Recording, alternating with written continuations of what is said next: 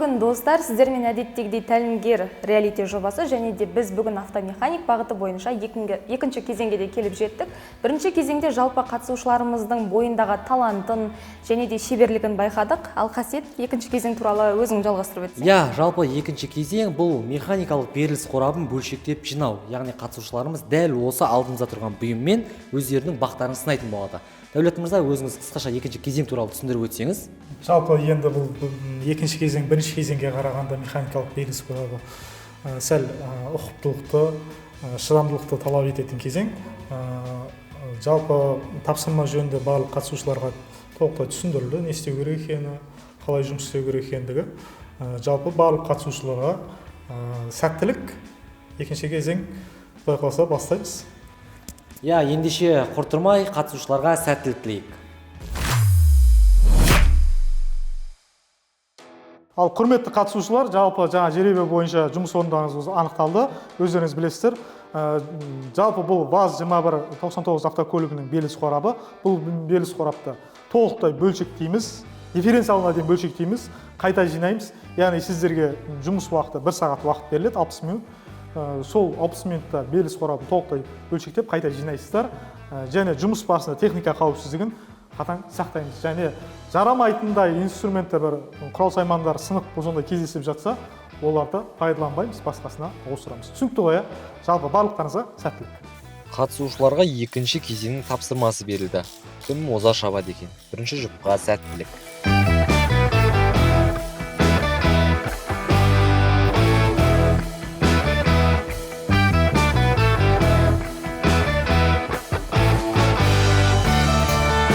Нұрсұлтан, жалпы сен дәл қазір жұмысқа беріліп кетіпсің. Енді сенен сұрайын, дәл осы сенің мамандығың дәл қазір қоғамға сұранысқа ие ма? Иә, бұл сұраныс қазіргі таңда көліктер өте көп, және де бұндай мамандар көп емес. Енді дамып жатқан мамандардың бірі бұл. Бұл мамандық өзіме қатты ұнайды. Сондықтан осы мамандықтың иесі болып қазір оқып жүрмін. Ал болашақта сол оқуды білім саласына жалғастырғың келе ме, әлде кәсіп ашып, осылай үй жағдайында кәсіпорын ашып, шәкірт тәрбиелеп, қалай, қай жағынан өзіңе ыңғайлы? Оны ойланып көрмедім қазір. Негізі ойда бар. Жұмыс орнын ашып, өзім СТО ашсам да. Болашақта бизнес ашқың келеді? Иә. Ендеше жақсы, жұмысыңа сәттілік. Алдыңғы кезеңге қарағанда бір өзгешелік, бұл сайыста қатысушылар көзілдірікпен жүр. Қызық, ол не үшін қажет болды екен? Дидар, жалпы көзіңдегі көзілдірікті тағып тұрсың. Бұл арнайы осы саланың көзілдірігі сияқты. Оны неден тақтың, сол туралы қысқаша айтып өтсең? Бұл көзілдірікті біз қазір мына жерде балғамен ұратын жеріміз бар. Ол өте қиын алынатын болт. Осылай ұрған кезде көзге осы болттың ұшқындылары тимеу үшін, көзге зақым келтірмеу үшін кию керек. Міне ұрған кезде ғана босатылады. Ал жеңіл күшпен босатылмайды. Сол үшін осы көзілдірікті кию қажет. Тағы бір сұрағым, жалпы дәл осы мамандық саған қатысы жоқ, алайда сенен сұрайын, бұл мамандықтың артықшылығы не деп ойлайсың? Бұл мамандықтың артықшылығы біріншіден өз көлігіңде қандай да бір жағдай болатын болса, өз көлігіңде өзің жүндей аласың, және көп шығынға түспейсің. Өйткені өзің жүндей аласың, қандай да бір СТО-ға барудың қажет жоқ. Дидар, дәл қазіргі сенің шашып жатқан механикалық беріліс қорабымен бірінші кезеңдегі қозғалтқышты құрап шашқанның қайсысы жеңілірек, әлі қайсысы қиынырақ екен? Мен өзім практикамда мотор көп болғандықтан маған мотор қиынға соққан жоқ. Беріліс қорабын көп ашып көрмеген екен. Қандай қиындықтар болып жатыр саған дәл бұл кезеңде? Бұл жерде әлі қиындық көрген жоқпын. Бәрі өз ретімен келе жатыр. Бәрі өз ретімен, жинағанда бір қиындықтар туындамаса, қазір барлығы өте жақсы. Ал ішінде сен білмейтін бір бөлшек бар ма екен? Мен білмейтін бөлшек, бұл механизмді мен толыққанды жүндей аламын деп айта алмаймын. Бірақ қолдан келгенше тырысуға болады. Дидар тапсырманың басында жүрсе, бұл уақытта Нұрсұлтан беріліс қорабын бөлшектеп тастады.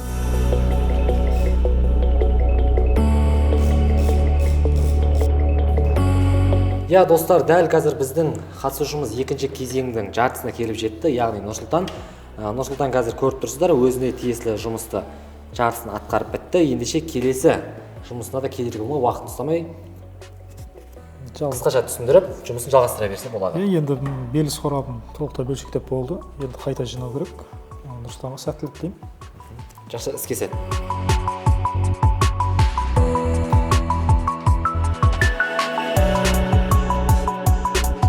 Нұрсұлтан, жалпы дәл қазір сен барлығын шашып болдың. Бұл екінші кезеңнің бірінші кезеңнен қарағанда қандай айырмашылықтар бар екен? Бұл өзім оңайдан бұл алдыңғы жылы жарысқа да барған кезде дәл осы белгісіз қорабын шашып жинаған болатынмын. Сол мынау қиындық тудырып отқан жоқ әзірше. Ал мысалы дәл қазір мынау қандай бөлшегі? Бұл дифференциал. Оның қызметі қандай? Бұл коробкадан алған күшті баллонға жіберіп машинаның жүруіне көмектеседі. Ал мына үлкен бөлшек? Бұл скоростар ғой. Первичный, вторичный балл. Машинаның қозғалуына Иә. септігін тигізетін бөлшектер.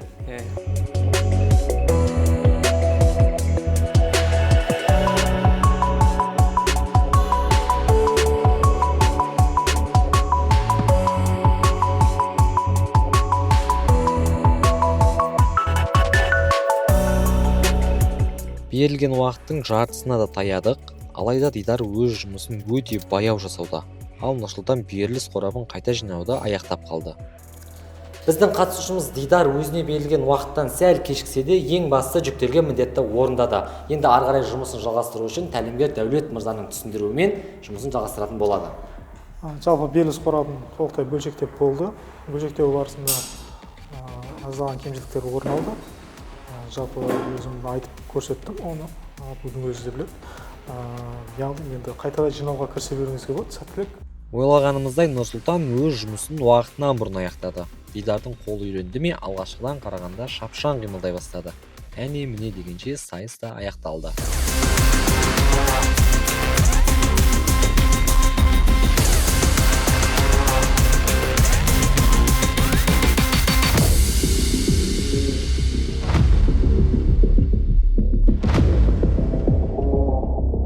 Біздің қатысушыларымыз Дидар мен Нұрсұлтан екінші кезеңнің өздеріне жүктелген тапсырмасын аяқтап бітті.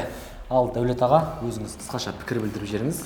Жалпы бұл белгісіз қорабы бойынша қатысушыларға бөлшектеп жинауға 1 сағат уақыт берілген, 60 минут, яғни 60 минуттың ішінде өздеріңіз куә болдыңыздар. Нұрсұлтан сәл шапшаңдау қимылдап, өз уақытынан ерте аяқтаса, Дидар бауырымыз, Дидар қатысушымыз сәл өз уақытынан кешігіп аяқтады. Аздаған кемшіліктерге жол берді. Жалпы келесі турларға сәттілік тілейміз қатысушыларға. Ендеше келесі кезеңдерде бізбен бірге қолдау білдіріп отырыңыздар. Екінші кезең бірінші кезеңге қарағанда оңай болды. Және де уақытынан бұрын бітіріп, өз жұмысын аяқтадым. Екінші кезең мен ойлағандай болмады. Мен беріліс қорабын ашып үйренбегендіктен шамалы қиындықтар туындай бастады. Ол қиындықтарды сол жұмыс барысында шешуге тырыстым. Маған оңай болған себебі мен алдыңғы жылы осы беріліс қорабынан жарысқа барып қайтқам. Сол кезде осы дәл беріліс қорабын шашып жинаған болатынмын. Сондықтан маған оңай болды. Келесі жолы қиындықтар туындамайды деп үміттенемін. Барынша барымды саламын. Келесі кезеңдегі тапсырмалар маған қиындық тудырады деп ойламаймын. Келесі кезеңнің қандай болатынын мен әлі білмеймін, бірақ маған жаңашылдықтар көптеп көріп жатырмын, білмеген жерлерімді үйреніп жатырмын. Келесі кезеңдерге де дайынмын. Маған ең бастысы осы білмеген жерлерімді көріп, жүндемеген беріліс қорабын жүндеп көру болды.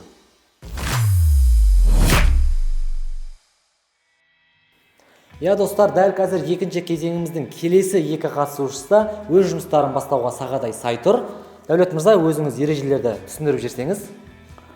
Жалпы burada ВАЗ автокөлігінің, ВАЗ-2199 автокөлігінің механикалық беріліс қорабы берілген. Жалпы беріліс қорапты толықтай бөлшектеп қайта жинайтын боласыздар. Дифференциалдың сатариктерінде бөлшектеп қайта жинайсыздар. Жалпы сіздерге 1 сағат уақыт беріледі, яғни 60 минут. Осы 60 минутта толықтай жинап, қайта жинап үлгерулеріңіз керек. Одан бөлек техника қауіпсіздігін қатаң сақтаймыз. Абу мен Нартай әдетінше өз жұмыстарына білек сыбана кірісіп кетті. Жұмыстарын бірге бақылайық.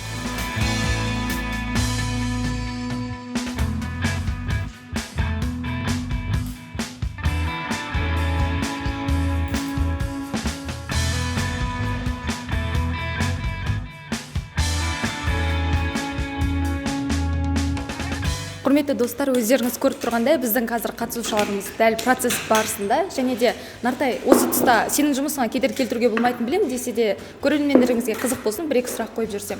Жалпы бұл салада осы уақытқа дейін қандай жетістіктерге жеттің? Бұл салаға бұның алдында мен WorldSkills жарысына қатысып келгем. Одан кейін өзім мамандығым бойынша бұл мамандыққа қызығып түскем колледжге. Әзірге енді істеп жатырмын. Осы бітіруші уақытым. Осы колледжді бітіріп алға қарай тағы да мамандығыммен жалғастырып кетсем ба деген не бар. Қалай ойлайсың, жалпы автомеханик бұл қазіргі таңдағы ең танымал мамандықтардың бірі ме? Былайынан қарайтын болсақ, иә. Қазіргі кейінгі шығып жатқан машиналардың көбісі электроника. Былайша қозғалтқыштардың бәрі бірдей болғанмен өзгерістер көп. Қазір сен процесс барысындасың ғой, жалпы өзіңнің қарсыласың туралы қандай пікір білдіре аласың? Жұмыс барысын бақылап көрдің бе? Бақылап көргенде, иә, жұмыс барысы жақсы. Енді бұның алдында бұлар жарысқа қатысқан адамдар шығар, білмедім, бірақ жұмыс жақсы екен. Өзіңе сенімдісің бе? Соңғы сұрақ осы. Нартайдың жылдамдығының құпиясы осы екен ғой.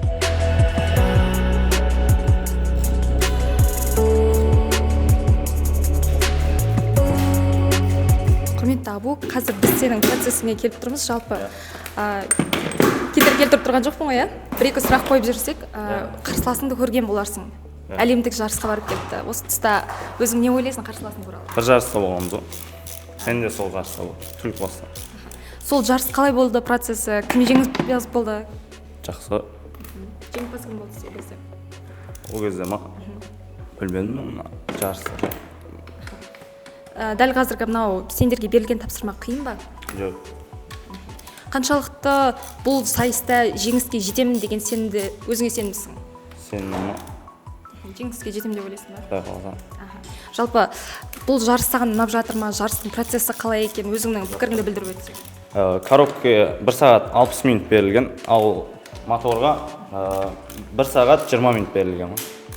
Жалпы осы уақыттың ішінде аяқтап үлгереміз деп ойлайсыңдар ма? Иә. Жақсы, сәттілік тілейміз біз онда. Бәрекелді. Онда біз нағыз хас шеберлердің айқасына куә болып отыр екенбіз ғой.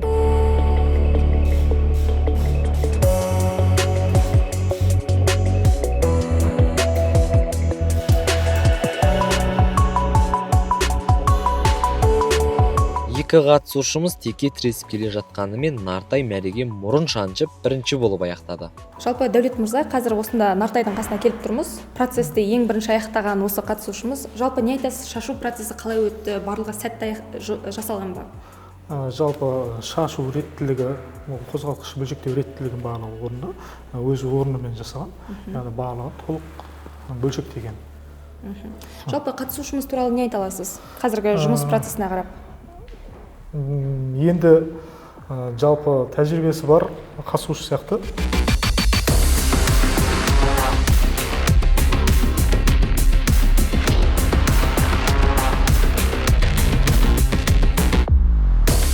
Енді келесі қатысушымыз да өзінің процесін аяқтаған екен. Бұл жерде не айта аласыз? Қандай пікір білдіресіз? Жалпы бөлшектеу барысы жалпы жақсы. Барлығын толық шашқан, бірақ дифференциалды айтқан толық шашпапсыз соғып кетті. Одан кейін жаңағы артқы берілістің шаригін кейіннен айтқаннан кейін алдыңыз, дұрыс па? Ішіне түсіп кетті дегенше.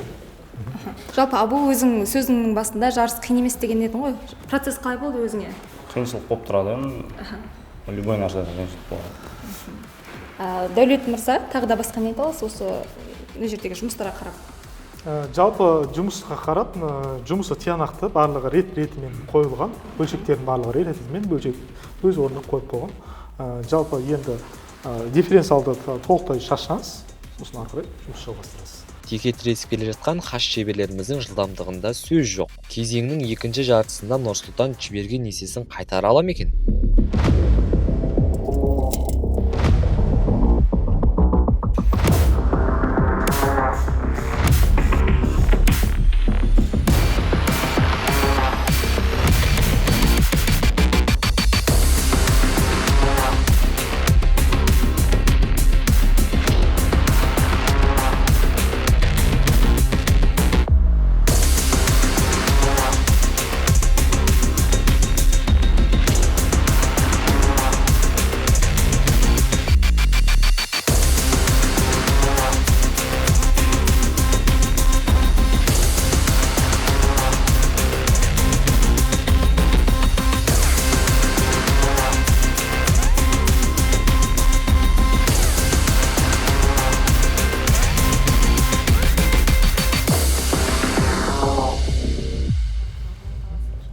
Құрметті достар, сонымен біздің көптен күткен екінші кезеңіміз де аяқталды. Көріп тұрғандарыңыздай қатысушылар өздеріне берілген тапсырманы мінсіз орындап шықты деген ойдамыз. Енді Дәулет мырза, мына жерде тұрған осы қатысушыларымыздың жұмысы туралы не айта аласыз? Жалпы уақыт жағынан барлығына үлгерді ма? Шеберлік жағынан жұмыстары қандай нәтижені көрсетіп тұр сізге? Жалпы екі қатысушымыз да жаман емес. Жалпы бұл белес қорабын бөлшектеп қайта жинауға негізі 1 сағат уақыт берілген, яғни 60 минут берілген тұғын. Бұлар ол уақытқа бұрын ерте жинап, қайтадан жинап бөлшектеп жинады. Жалпы енді сәл арасында тек қана 5 минут айырмашылық болды. Лаяқтан артайымыз бір 5 минут бұрын бітсе, Абу 5 минут кейін аяқтады. Белес қорабын жалпы жұмыс барысында өздеріне қандай қателіктер болғандығын айттым. Негізі былайша бір қатты анандай түртіп алатындай бір қателіктер болған жоқ, барлығы жақсы жинақтап шықты. Осы тұста қатысушыларымызға ескертпе, я болмаса бір мақтау сөз айта аласыз ба? Еңбектеріне қарап. Жалпы сіздер енді бұдан да басқа да сайыстарға қатысып жүрген қатысушылар бар, енді байқап жүрмін, білем. Жалпы сіздер өз істеріңіздің Құдай қаласа, Алла қаласа шеберісіздер. Бұдан да өздеріңізді дамыта беріңіздер.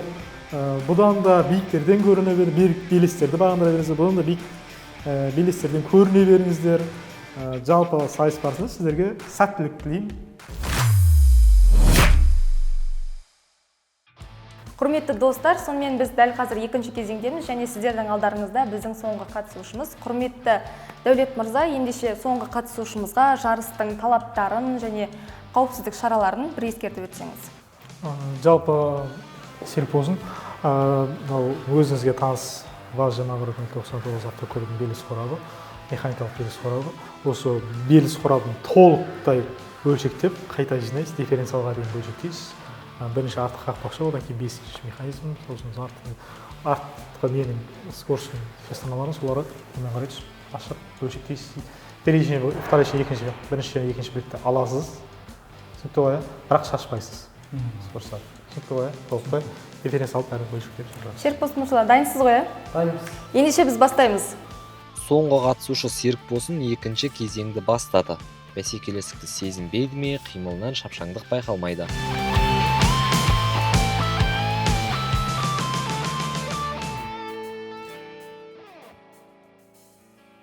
Құрметті достар, Серікболсын мырза да өзінің берілген тапсырмасын аяқтап бітті. Енді Дәулет мырза, жалпы процесске қандай баға бересіз? Жартылай аяқтап бітті десеңіз дұрыс болады. Бұл жерде қазір толықтай бөлшектеп болды. Енді барлық бөлшектер орында тұр. Жұмыс орында дұрыс тұр. Енді қайтадан жинауға кірісе берсе болады. Жалпы кеткен қателіктер, кемшіліктер бар ма? Қандай барлығы мінсіз ба? Енді қателіктер болғанда жаңағындай артқы белестің бірінші несін алу керек еді. Солға алу керек. Артқы белестің шестанасын бірінші алу керек. Одан кейін барып белік механизмдеріне де ауыстыратындарды соларды алу керек. Одан кейін барып басқа жоқ. Одан кейін көлшікті алатын кезде отвертка пайдаланып, стопырды алмай бірінші аяқтайтыңыз. Стопырды алып, одан кейін барып көлшікті шүйіреді. Ендігі кезекті тапсырмаға Серікболсын мырза осының бәрін ескересіз деген ойдамыз. Жалпы көрермен, келесі айналымға кезек береміз.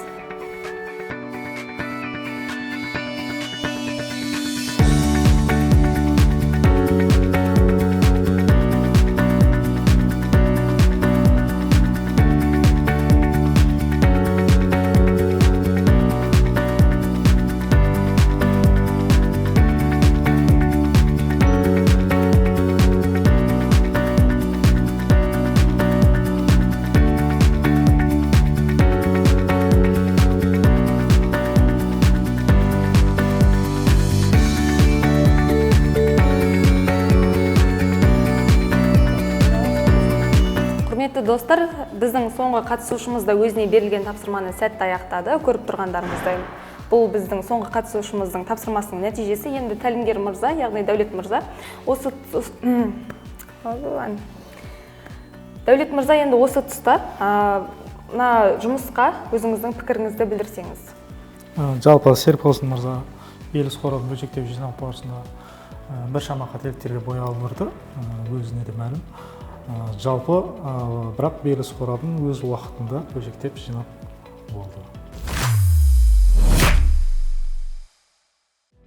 Құрметті көрермен, біз көптен күткен екінші кезеңнің соңына да келіп жеттік. Жалпы қасиет процестің барысында өзім көзбен барлығын көрдім. Жалпы білесің бе, қатысушылардың бойында өте талант көп екен. Мысалы, арасында кейбір қатысушыларымыз тіпті бұдан алдында жарыстарға қатысқан, тіпті мына жерде жұмыс барысында көріп өзім қызықтым олардың жылдамдығына, шапшаңдығына. Өзің айта аласың. Дұрыс айтасың Әсел, мен де куә болдым. Яғни бұл жерде бірінші кезеңге қарағанда уақытынан ерте біткен қатысушыларымыз көп болды. Яғни бұл күрделі кезең болғанымен қатысушылардың қолының ептілігінің арқасында бұл кезең де жеңілден өтті деп айта аламыз. Осы кезеңде Дәулет мырза, өзіңізден бір қысқаша пікір болса. Жалпы енді екінші кезең барлығы қиын болатын сезімі, жақсы дайындық болған. Жалпы қатысушыларда енді барлығында бір оқ бойы осып тұрғандар болды, арасында сәл кідіріп қалғандар да болды негізі. Сәл жұмыстың барысында кемшіліктер де болды, бірақ барлығы уақытында және кейбіреулері уақытынан бұрын аяқтады. Енді Құдай қаласа үшінші кезеңге барлығына сәттілік тілейміз. Ендеше келесі кездескенше аман сау болыңыздар.